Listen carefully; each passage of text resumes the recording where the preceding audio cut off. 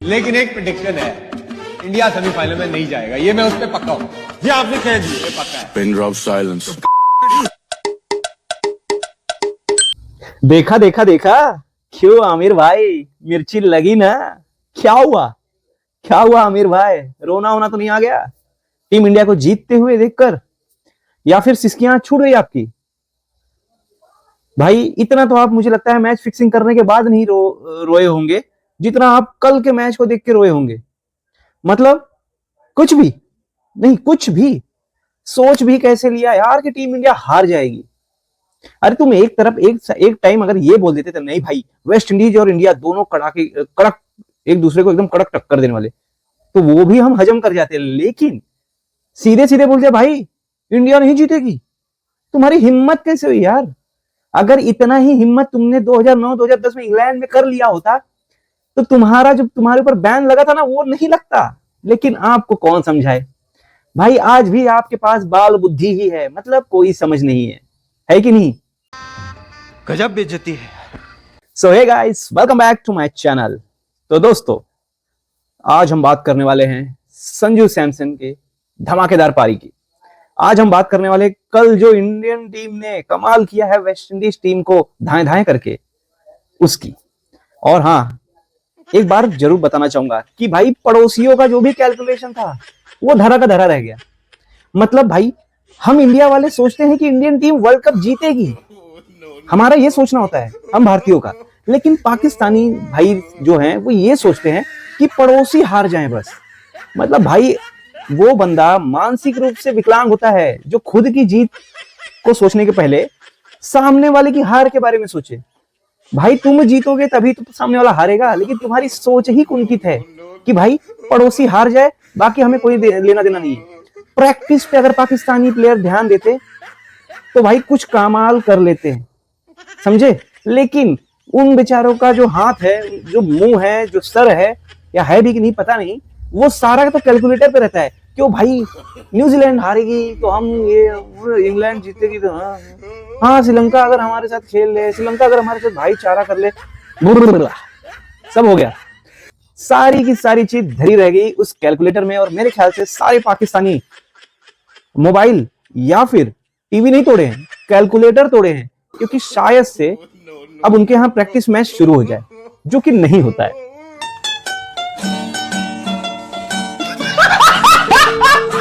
तो दोस्तों, क्रिकेट के मक्का यानी ईडन गार्डन्स यानी कोलकाता में हम सबको यकीन था, देखो इंडियन टीम जीतने वाली है। बस आमिर भाई को नहीं था, या कुछ पाकिस्तानी भाई ऐसे हैं जिनको नहीं था, लेकिन हमारे इंडियन प्लेयर्स ने उनके सारे ख्वाब चकनाचूर कर दिए। तो गाइस, डू और डाई का मैच था, मतलब वर्चुअल क्वार्टर फाइनल था। और टीम इंडिया ने वेस्ट इंडीज के 196 रनों के जो पहाड़ था, जो टारगेट था, उसको धाराशायी करते हुए पूरी तरीके से स्वागत नहीं करोगे हमारा, ये कहकर एंट्री कर गए हैं सेमीफाइनल में। तो गाइस, सेमीफाइनल जो है इंडिया का इंग्लैंड के अगेंस्ट है। कितने तारीख को? 5 मार्च को। कहां पर? मुंबई के वानखेड़े में। तो गाइस, इंडिया की टीम कोलकाता में मैच जीत के मुंबई का टिकट बुक की है, और पाकिस्तान की टीम हारकर कराची और लाहौर का टिकट बुक की है। यही डिफरेंस है भाई। अगर तुम खुद की जीत के बारे में सोचोगे तो यही होगा, नहीं तो फिर तुम्हारा जो है घर का टिकट ही होने वाला है, समझे? नहीं। तो दोस्तों, आज के वीडियो में हम बात करने वाले हैं उस हाई वोल्टेज मैच की जो कि कोलकाता में हुआ। तो चलिए इस पूरे मैच का पोस्टमार्टम करते हैं। चलो शुरू करते हैं। आइए देखते हैं, मजा आएगा। सो गाइस, सबसे पहले टॉस जीतकर सूर्या भाई ने बॉलिंग चूज किया ड्यू फैक्टर की वजह से। लेकिन शुरू में ऐसा लगा कि हमारी बॉलिंग फिर से एकदम कमजोरी है, मतलब हम शुरू में विकेट ही नहीं ले पा रहे। वो तो भला हो वेस्ट इंडीज के कैप्टन शाय होप का, कि उन्होंने वेस्ट इंडीज की जर्सी पहनकर टीम इंडिया के साथ खेला है, मतलब टीम इंडिया के पक्ष में उन्होंने रन बनाए हैं 33 बॉल में 32। मैं तो चाह रहा था इनका विकेट ही ना गिरे, लेकिन गलती से वरुण चक्रवर्ती ने विकेट ले लिया। और उसके बाद कौन आया मालूम है? उसके बाद आया तहलका मचाने वाला हेटमायर। भाई वो डर वाली बात है, और शुरू में उसी का कैच छोड़ दिया अभिषेक भाई ने। एक तरफ रोस्टन चेस बहुत तगड़ा खेल रहा था भाई। रोस्टन चेस जो पूरे वर्ल्ड कप में टेस्ट प्लेयर था, हर जगह वो टेस्ट प्लेयर ही बनता है, वो कल आके T20 खेलने लगा। मतलब इंडिया की बॉलिंग इतनी घटिया थी शुरू में, लेकिन टर्निंग पॉइंट आया भाई जब बुमराह आया। भाई उसने एक ही ओवर में चेज और हेटमायर दोनों को tata bye bye see you किया। और पाकिस्तान में भाई फिर से खलबली मच गई है कि भाई लगता है मैच फिक्स हुआ है, लगता है बीसीसीआई ने पैसा खिलाया है, लगता है अंपायर ने पैसा खाया है। क्योंकि हेटमायर के बल्ले से जब बॉल गुजर रही थी तो थोड़ा सा स्नीकोमीटर में दिखा। तो अब पाकिस्तानी भाई लोगों का कहना है कि नहीं यार, ये तो बॉल और बैट में तो ट्रक गुजर सकता था, इतना गैप था भाई, ये पक्का छेड़छाड़ हुई है। तो भाई छेड़छाड़ तुम्हारे दिमाग में किसी ऊपर वाले ने करके रखा है, जो तुम्हें हर चीज में इंडिया गलत नजर आता है। भाई अगर तुम्हें हर चीज में गलत नजर आएगा तो तुम और तुम्हारी टीम हमेशा रोते हुए ही नजर आएंगी, कभी हंस नहीं सकते हैं। और सामने वाले की बुराई, वो कहते ना कि जब पड़ोस में दो आंटियां रहती हैं तो दोनों आंटी एक दूसरे के सुख को देख के हमेशा दुखी ही होती है, जलन ही फील करती है। लेकिन यहाँ पे उल्टा है, यहाँ पे इंडिया वाले अपनी खुशी में ही खुश रहते हैं, लेकिन तुम लोग सिर्फ पड़ोसी के दुख में खुश होने की सोचते हो, जो कभी नहीं मिलने वाला। सही पकड़े हैं। तो भाई एंजॉय करो, मोबाइल तोड़ो, लैपटॉप तोड़ो, टीवी तोड़ो, लेकिन तोड़ो, और अपने प्लेयर को भी अगर फोड़ना है तो फोड़ो। तो भाई बुमराह ने वहां पे कमाल कर दिया और 15 ओवर तक ऐसा लगा कि भाई अब मैच हमारे पाले में है। 15 ओवर में 125 रन था और 4-5 विकेट गिर गया था। और हमने सोचा भाई बस अब तो 2 ओवर बुमराह का बचा है, 2 ओवर अर्शदीप का बचा है, 1 ओवर हार्दिक पांड्या डाल देगा और भाई ज्यादा ज्यादा कितना बनेंगे, ज्यादा ज्यादा 50 रन बनेगा, ज्यादा से ज्यादा। मैंने इतना इमेजिन कर लिया था। मतलब ख्याली पुलाव पाकिस्तान वाले नहीं, कभी कभी मैं भी कर लेता हूं। ये तो लेटेस्ट न्यूज है।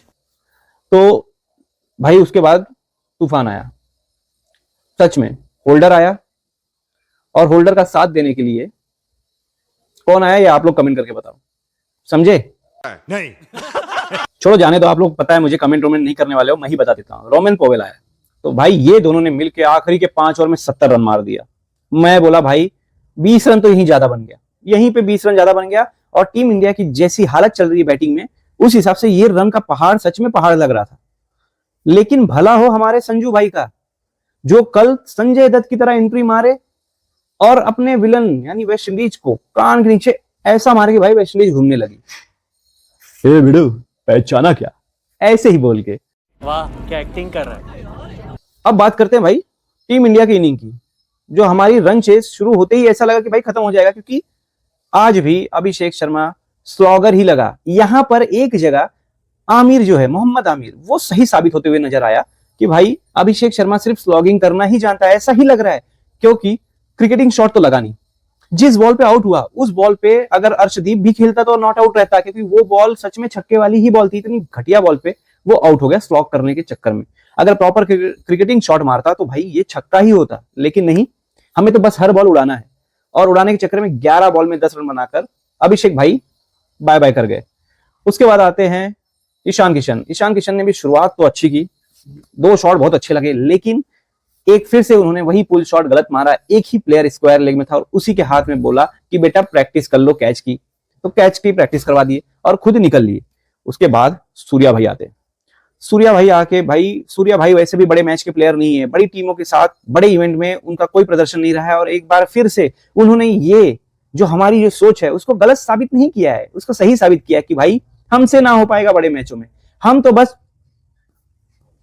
यही कर सकते हैं बड़े मैचों में, उससे ज्यादा और कुछ योगदान नहीं दे सकते हैं। और 16 बॉल में 18 रन बना के वो भी चले गए। हालांकि सैमसन एक तरीके से एक छोर से पारी संभाले हुआ था। भाई कल सैमसन को लगा कि भाई मैं ही विराट कोहली हूं, जैसे बोलते हैं ना अपोनिच भगवान है, सेम वही लगा सैमसन को कि भाई अब टीम इंडिया में तो अपोनिच विराट है। और उसने एक पारी संभाल के रखी। और भाई जिस स्पीड से और जो भाई बैट में उसके बॉल लग रहा था भाई वो कान नीचे बचा रहा है हर बार वेस्ट इंडीज के और वेस्ट इंडीज के बॉलरों को, क्योंकि वो बंदा शुरू से ऑलमोस्ट 200 के स्ट्राइक रेट से खेल रहा था। लेकिन जिस हिसाब से वो बैटिंग कर रहा था ऐसा लग रहा था बाबर आजम बैटिंग कर रहा है, मुझे क्यों तोड़ा? इतना प्यार से बॉल को सहला रहा था। और लेकिन वो बॉल भी जैसे बोलते हैं ना कि अगर कोई बच्चे को अगर ज्यादा हम लोग सहलाते हैं, उसको ज्यादा लाड प्यार करते हैं तो बिगड़ जाता है, सेम वही था। संजू सैमसन ने थोड़ा सा बॉल के साथ प्यार किया, उसको सहलाया फुसलाया, तो बॉल फुदक फुदक के चौका छक्का जाने लगी। मतलब ऐसा लगा कि संजू सैमसन कोई एफर्ट नहीं कर रहा है, बॉल खुद एफर्ट लेके बाहर जा रही है कि भाई संजू सैमसन ने मुझे इतना प्यार दिया है तो कुछ तो करना चाहिए हमें। तो बॉल ने वही काम किया। यहाँ पे बाबर आजम को भी भाई दुख हो रहा होगा कि संजू सैमसन को इतना मौका दे रही टीम इंडिया, काश काश बाबर आजम यही सोच रहा होगा, काश पाकिस्तान वालों ने, पाकिस्तान टीम ने मुझे भी आखिरी मैच यानी श्रीलंका के अगेंस्ट दिया रहता तो मैं भी मैं भी भाई अपने पाकिस्तान को फाइनल में पहुंचा देता, दर्शकों के बीच, मैच में नहीं भाई, दर्शकों के बीच। क्योंकि बाबर आजम कितना रन मारता, 4 बॉल में 0, 5 बॉल में 1। कितना, जल्दी कमेंट करके बताओ। अरे बाप रे, ये तो धोती खोल रहा है। तो भाई संजू सैमसन एक छोर पे टिका था, टिका क्या था, मार रहा था भाई, पेल रहा था अच्छी तरीके से। और फिर आया तिलक वर्मा। भाई शुरू में 9 ओवर में हम लोग 91 रन थे, लेकिन बाद के 3 ओवर हम सिर्फ 12-13 रन बना पाए। और तिलक वर्मा ने आने के बाद गेम स्लो किया, लेकिन उसके बाद एक ओवर टर्निंग पॉइंट आया भाई। उसके बाद एक ही ओवर में हैट्रिक मारा चौकों की, किसने, तिलक वर्मा ने। और भाई करते करते 14 बॉल में 27 रन हो गया, मतलब वो भी 200 की स्ट्राइक रेट पे आ गया। लेकिन 15वें बॉल पे भाई एक बेहतरीन शॉट मारा था, लेकिन सीधा हाथ में मिड ऑफ के, और कैच आउट हो गया। फिर वो लगा कि ये क्या हो रहा है यार, जैसे उम्मीद बढ़ती है हमारे बैट्समैन उम्मीद तोड़ देते हैं गलत शॉट खेल के। फिर हार्दिक भाई आते हैं, हार्दिक भाई भी थोड़ा बहुत कमाल करते हैं, संजू सैमसन का साथ देते हैं और वो भी चले जाते हैं। और एंड में भाई 17 रन चाहिए था। फिर कौन आया, दुबे आया। पहला बॉल चौका, दूसरा बॉल डॉट, तीसरा बॉल चौका, और जो हमारे ऊपर प्रेशर था वो चौके के साथ ही रिलीज हो गया। और आखिरी में करते करते भाई हमें सिर्फ चाहिए था कितना रन, सिर्फ 7 रन। उसके बाद संजू सैमसन भाई पहले बॉल पे छक्का, दूसरे बॉल पे चौका, और गेम हमारे पास। और संजू सैमसन, सॉरी मुझे आता नहीं है, उसके लिए माफ करना, लेकिन ये तो आता है। ये हुआ, और फिर पूरे स्टेडियम में संजू संजू संजू संजू। और हमारे जो फूफा थे रूठे हुए भाई, भले ही देखो चेहरे के हाव भाव से तो खुश नजर आ रहे थे, लेकिन मन ही मन अपने आप को कोस रहे होंगे कि यार दुनिया भर में इसी को खेलना था, कोई और खेल लेता, लेकिन नहीं, इसी को खेलना था। क्योंकि भाई हमारे गौती भाई को तो राणा जी पसंद है, गिल भाई पसंद है, सूर्या भाई पसंद है, क्योंकि ये सब उनकी बात सुनते हैं। जो उनकी बात नहीं सुनते हैं, जो अपनी राह चलते हैं, उनको तो पसंद करते नहीं है। लेकिन कल गौतम भाई को थोड़ा सा मुस्कुराते हुए देख के दिल को सुकून मिला भाई, कि कोई बंदा चिढ़े हुए फेस से दुखी, मतलब अंदर से दुखी होने के बावजूद कैसे हंस सकता है। तो ये तसल्ली मिली मुझे कल। बात तो सही है।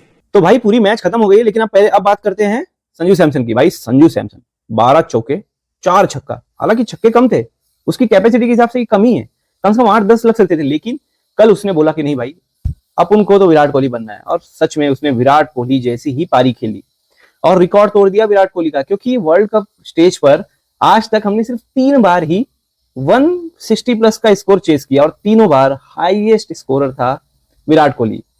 और विराट कोहली जैसा मैच विनर को पीछे करना संजू सैमसन के लिए भाई गर्व की बात है। क्या बात है। एक पवेलियन का भी, उसके डगआउट का भी आया था ड्रेसिंग रूम में, कि वो जाके अपने किट को भी थैंक यू बोल रहा है। भाई उसी के, वो किट ही उसके लिए भगवान है। तो देख के अच्छा लगा भाई, जमीन से जुड़ा हुआ बंदा है, ये देख के अच्छा लगा। संजू सैमसन भाई हैट्स ऑफ। और हाँ सीएसके भाई, तुम्हारा चट्टा थाला आ गया है कि नहीं? तुम्हारे पास थाला है, चिन्ना थाला है, अब चट्टा थाला भी हो गया है। चट्टा या चिट्टा जो भी है, आप लोग बता दो, क्या पता भाई, थोड़ी बहुत गलती हो जाती है तो भूल चूक माफ। हाँ, इतने तेजस्वी लोग हैं हमारे पास। सो गाइस अब बात करते हैं कुछ टर्निंग पॉइंट्स की। तो सबसे पहला टर्निंग पॉइंट वेस्ट इंडीज की इनिंग में तब आया जब बुमराह ने एक ही ओवर में 2 विकेट ले लिए, हेटमायर का और रोस्टन चेस का। दोनों तेजी से खेल रहे थे, दोनों 200 के स्ट्राइक रेट, मतलब हेटमायर तो 200 ऑलमोस्ट 250 के स्ट्राइक रेट से खेल रहा था, रोस्टन चेस भी कम नहीं था, वो भी 200 के स्ट्राइक रेट के ऑलमोस्ट खेल रहा था। तो उन दोनों का जो विकेट है वो टर्निंग पॉइंट हो। अगर वो दोनों टिक जाते तो मैं लिख के दे सकता हूँ 220-230 का स्कोर आराम से बना रहता। उन लोगों ने जो आउट होने के बाद जो गेम में स्लोनेस आई थी, बीच में 15 ओवर तक स्लोनेस आई थी, वही हमारे इंडिया के लिए एडवांटेज रहा। तो पहला टर्निंग पॉइंट तो भाई बुमराह भाई ने दिया, और बुमराह ने ही इकलौता एक बॉलर था जो असरदार साबित हुआ, बाकी सब भाई बेअसर थे। बाकी फिर से वही हुआ, किसी को कुछ नहीं पता है, बस बॉल फेंक देना है, भागना है, बॉल फेंक देना है। भाई ऐसे नहीं होता है, बड़ी टीम बनना है तो तुम्हें प्रैक्टिस करना होगा। और हाँ, प्रैक्टिस सभी याद है, हम बीच मैच में ही हमें दिखा रहा था वरुण चक्रवर्ती से कि जो प्रैक्टिस का मूवमेंट दिखा रहा था। भाई या तो हमारे बॉलिंग कोच को कुछ आता नहीं है, भाई धतुरा खा के प्रैक्टिस करवा रहा है क्या? क्योंकि मैंने देखा वो वरुण चक्रवर्ती से शॉर्ट बॉल की प्रैक्टिस करवा रहा है। भाई मूर्ख से मूर्ख लोग भी एक स्पिनर को ये बॉल की प्रैक्टिस नहीं करवाते हैं। मतलब हर बॉल स्टंप के ऊपर से बॉल जा रहा था। शॉर्ट पिच बॉल पे एक स्पिनर शॉर्ट पिच बॉल की प्रैक्टिस करे इससे बुरा दिन और कुछ नहीं हो सकता और इससे बुरा कोच कोई नहीं हो सकता है। तो बीसीसीआई से एक ही गुजारिश है, ऐसे कोच की हमें कोई जरूरत नहीं है, लात मार के निकाल दो इनको, बिल्कुल जरा भी देरी मत करो। अगर आप लोगों को अगर पैरालिसिस हो चुका है, लात नहीं उठ रहा है, तो भाई हमें बुला दो, हम लात मार के बाहर फेंक देंगे आपको, उससे आपसे उसका कोई चार्ज भी नहीं लेंगे हम, एकदम मतलब दिल की खुशी होगी अगर मुझे लात मारने का मौका मिले, क्योंकि जो बंदा स्पिनरों से शॉर्ट पिच की बॉलिंग प्रैक्टिस करवाए, ऐसे कोच को तो भाई मैं कोच मानता ही नहीं, बिल्कुल नहीं। कुछ पूछा मैंने कुछ। अब दूसरा मैच टर्निंग पॉइंट था संजू सैमसन की पारी। भाई क्या पारी थी, मजा आ गया, एक एक शॉट देख के मजा आ गया भाई। लगा ही नहीं कि बंदे ने ऑलमोस्ट 200 के स्ट्राइक रेट से खेला, 12 चौके 4 छक्के और मैच अपने पाले में। हम लोग मुंबई के लिए जो टिकट आज कटवाए हैं वो संजू सैमसन की वजह से ही कटवाए हैं। और गंभीर भाई आपको तो सबसे बड़ा थैंक यू बोलना चाहिए सैमसन को कि तुम्हारा करियर बचा लिया कोचिंग का। और सूर्या भाई का तो पैर पड़ना चाहिए, पैर धो के पानी पी लेना चाहिए उसका, क्योंकि तुम्हारी ये आज आखिरी मैच हो सकती थी तुम्हारे करियर की, लेकिन संजू सैमसन ने तुम्हारा करियर बचा लिया, तुम्हारी कैप्टेंसी भी बचा ली है। ये बात आप लोगों को मान लेना चाहिए और कम से कम अब संजू सैमसन का पीछा तुम्हें छोड़ देना चाहिए, है कि नहीं? जान दे देंगे इसके लिए, क्या बात कर रहे हो आप। तीसरा टर्निंग पॉइंट था तिलक वर्मा। भाई आया, छोटी ही पारी खेला, 27 रन ही बनाया, लेकिन उसने पूरा प्रेशर रिलीज करवा दिया टीम इंडिया से, पूरा प्रेशर, और टीम इंडिया ने आराम से भाई जीता। वो तो बीच में फिर से हार्दिक भाई आए, थोड़ा सा स्लो हुए थे, लेकिन अगर तिलक भाई उस समय नहीं आउट हुए रहते तो मैं लिख के दे सकता हूं हम 18-19 ओवर में ही मैच जीत जाते। लेकिन चलता है भाई, तुम्हारी एक कैमियो ने मैच को बदल दिया, उससे ज्यादा और कुछ नहीं हमें डिमांड है। म्यूजिक। तो दोस्तों इस जीत के साथ अब हमारा जो मुलाकात है वो सेमीफाइनल में होगा मुंबई के वानखेड़े में इंग्लैंड के अगेंस्ट, और पाकिस्तान का फेस होगा टीवी पर, क्योंकि वो फिर से दुआ कर रहे होंगे, हे भगवान, हे भगवान इंडिया को हरा देना, हे भगवान इंग्लैंड की टीम को जिता देना। मतलब इन लोगों का बस चले, अगर इंडिया के अगेंस्ट कोई बंदर, कोई गधा भी खड़ा हो जाए तो भाई ये लोग गधे को भी बाप बना लेंगे। हमारे यहाँ ऐसा ही होता है। मैं ये लिख के दे सकता हूं, पहले जब इंडिया के अगेंस्ट साउथ अफ्रीका आई तो साउथ अफ्रीका को बाप बना लिया, वेस्ट इंडीज आई तो वेस्ट इंडीज को बाप बना लिया, अब इंग्लैंड आई तो इंग्लैंड को बाप बना लेंगे, और वापस से अगर फाइनल में वापस से साउथ अफ्रीका, न्यूजीलैंड जो भी आएगी ये उनको भी बाप बना लेंगे। तो भाई इनका दुश्मन कांस्टेंट है, मतलब हम लोग, लेकिन इनके बाप जो है वो वेरिएबल है, हर मैच में हर दिन चेंज होते रहते हैं। तो बुरा ना मानो, हंसिए यार, आप लोग इंडियंस हैं। तो दोस्तों आज नहीं, मैच तो कल हो चुका था, तो कल जो संजू की पारी थी आप उसको 10 में से कितना नंबर देंगे? देखो भाई मैं तो 10 में से 10 दूंगा, आप लोग कितना देने वाले कमेंट बॉक्स में कमेंट जरूर कर देना, और इस बात का इंतजार करते रहना कि हमारे पड़ोसी 5 तारीख और 8 तारीख को कितना टीवी तोड़ेंगे। और हाँ, थोड़ा सा ऐसे ध्यान लगा के ना अपने मन को एकाग्र करना, क्या पता तुम्हें पड़ोसियों की सिसकियों की आवाज आ जाए। सच बोल रहा हूं, सुनना जरूर एक बार अपने आप को, जैसे हम लोग स्कूल में रहते थे ना, टीचर बोलती थी 2 मिनट का मौन धारण करो, सेम वही करना है, एक बार ट्राई करके देखना जरूर। बड़ा हरामी हो बेटा। तो दोस्तों अगर आपको मेरा ये एनालिसिस पसंद आया हो तो यार वीडियो को लाइक कर दो, चैनल को सब्सक्राइब कर दो, और हाँ दोस्तों पड़ोसियों के मजे लेने के लिए इस वीडियो को शेयर करना तो बिल्कुल मत भूलना, ठीक है? मिलता हूं आपको नेक्स्ट वीडियो में, तब तक के लिए जय Hind, bye bye, take care.